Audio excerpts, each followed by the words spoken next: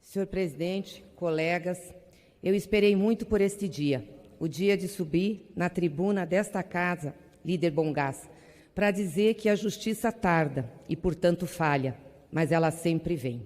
Esperei muito por esse dia para dizer, comunicando oficialmente, que o juiz Sérgio Moro é um juiz parcial, ou seja, se utilizou da sua condição de juiz para processar, julgar e condenar o presidente Lula, aliando-se com a acusação. Portanto, cometeu um crime e ele deve responder por esse crime. Ele não poderia processar o presidente Lula, porque não era o juiz natural. E, além disso, cometeu várias injustiças, articulações e fez ações que levaram o presidente Lula a julgamento e a condenação sem dever, sem ter cometido o crime. Quem não se lembra aqui da condução coercitiva de Lula com aquele show midiático, sem nunca ter sido chamado, intimado para prestar depoimento?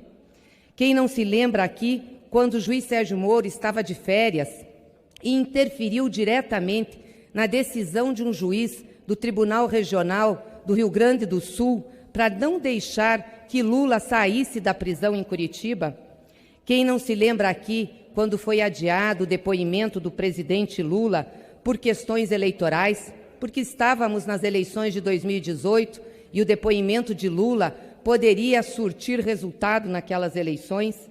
Quem não se lembra aqui da manifestação da manipulação da opinião pública por ocasião da divulgação dos diálogos do presidente Lula com a presidenta Dilma Rousseff? Aliás, um diálogo que foi editado. Moro teve parcialidade nesse julgamento. Moro é criminoso. Por isso eu quero aqui parafrasear nosso querido colega, deputado Glauber Braga. É um juiz ladrão. Esse mês de março é um mês muito especial para as mulheres. E a gente teve, como mulher e eu como presidenta do PT, a grata satisfação de ter duas decisões do Supremo Tribunal Federal. A primeira, de que Moro não podia julgar Lula, era um juiz incompetente e que, portanto, os processos abertos na Justiça de Curitiba eram ilegais.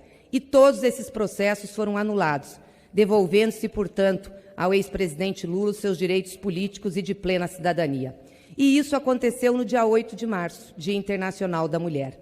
E eu quero lembrar aqui que o presidente Lula sempre olhou muito para as mulheres e respeitou as mulheres desse país, estabelecendo programas importantes.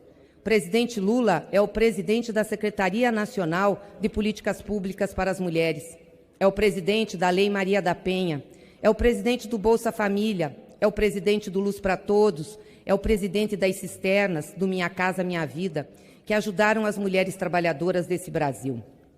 Mas, além disso, no mês de março, nós também tivemos uma outra vitória, que não posso deixar de esconder aqui a minha felicidade, ainda que o país passe por uma tragédia.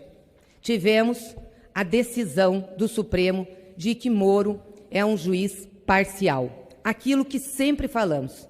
Moro utilizou-se da mídia e manipulou a opinião pública para criar um clima no país para que pudesse, através das suas ilegalidades e injustiças, levar o presidente Lula à condenação, deixando-o preso e retirando-o do processo eleitoral de 2018. Lula ficou 580 dias preso. Ninguém poderá devolver essa liberdade roubada do presidente Lula. Lula foi humilhado, sua família foi humilhada, nossa militância foi humilhada, nosso partido. Sofremos agressões, perseguições, mas permanecemos de cabeça erguida, porque sabíamos que estávamos do lado da verdade, e a verdade está prevalecendo. Agora, de todos esses males causados a nós e ao presidente Lula, o mal maior foi causado ao nosso país, à nossa democracia, à nossa soberania e à nossa economia. As atitudes de Sérgio Moro atentaram contra o Brasil e o povo brasileiro. Ele entregou a Petrobras aos interesses estrangeiros, abriu as informações estratégicas das empresas às agências internacionais, em troca de apoio à perseguição ao presidente Lula. Ele destruiu empresas e empregos, acabou com as grandes empreiteiras brasileiras que empregavam milhares de pessoas. ao invés de condenar os seus executivos, fez com eles acordos de delação, para que eles falassem o que ele, Moro, queria ouvir e pudesse condenar o presidente Lula. E aplicou pesadas penas, multas a essas empresas, levando-as todas à falência. O resultado disso é que, com a Petrobras diminuída e com a quebra das empresas e de toda a cadeia de petróleo e gás do nosso país, nós tivemos 4,4 milhões de empregos a menos, destruídos, e o Brasil deixou de arrecadar 68 bilhões de reais.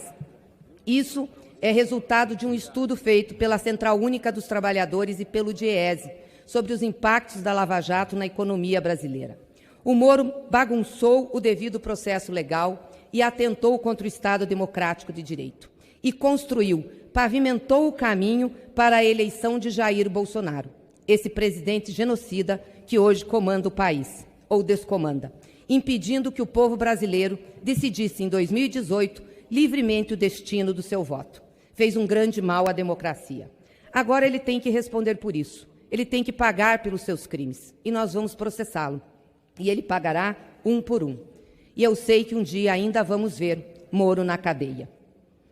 Agora, a vitória que nós tivemos é a vitória do direito, a vitória da persistência na busca da justiça e a vitória da mobilização de quem sempre confiou na verdade.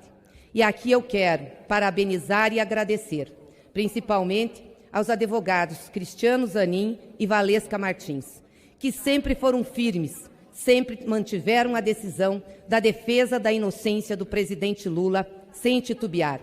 Quero agradecer a Vigília Lula Livre e todos os que passaram por Curitiba naquela vigília, enfrentando perseguição e o frio da nossa cidade, e ficaram ao lado de Lula, diminuindo um pouco a solidão que ele tinha na cadeia.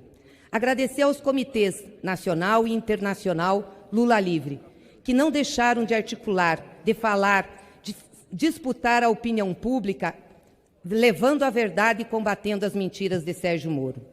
Quero também agradecer a nossa militância, a militância do PT, da qual eu tenho o maior orgulho, a militância dos movimentos sociais, a militância dos partidos aliados, o PCdoB, o PSB, o PSOL, o PCO, o PDT, que estiveram conosco nessa caminhada, sem abaixar a cabeça, nos momentos mais difíceis pelos quais passamos.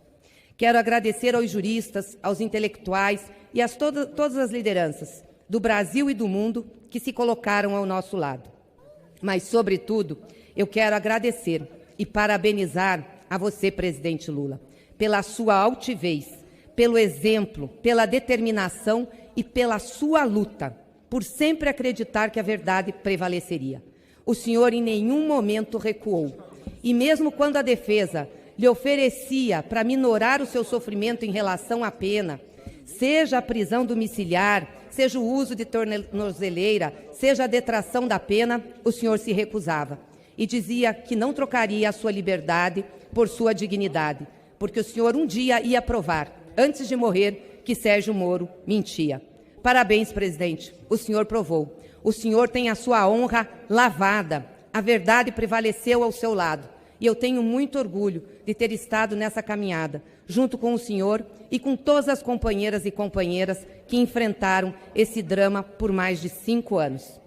A decisão do Supremo Tribunal Federal devolve ao nosso povo, ao país, a esperança de que o futuro pode, deve e haverá de ser melhor. E como disse sempre nosso querido Paulo Freire, um ilustre filiado, militante do Partido dos Trabalhadores, nós temos que esperançar o Brasil. Esse hoje é o nosso dever. Essa hoje é a sua missão, presidente Lula, esperançar ao Brasil, devolver a esse povo o direito de sonhar e de que nós somos um grande país, com capacidade de, sim, colocarmos à frente das nossas crises e vencê-las. Parabéns, Lula, parabéns, parabéns pela sua luta, pela sua determinação. Tenho certeza que Dona Lindu, sua mãe, que sempre disse, teima meu filho, está lá, olhando pelo senhor e muito orgulhosa